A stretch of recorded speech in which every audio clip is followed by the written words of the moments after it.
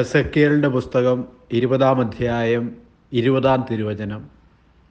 നിങ്ങളുടെ ദൈവമായ കർത്താവ് ഞാനാണ് എന്ന് നിങ്ങൾ ഗ്രഹിക്കാൻ വേണ്ടി നിങ്ങൾക്കും എനിക്കുമിടയിൽ ഒരടയാളമായി എൻ്റെ സാബത്തുകൾ നിങ്ങൾ വിശുദ്ധമായി ആചരിക്കുക.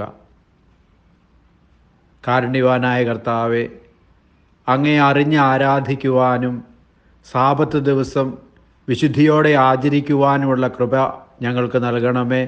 ആമേൻ. ദൈവം നിങ്ങളെ സമൃദ്ധമായി അനുഗ്രഹിക്കട്ടെ.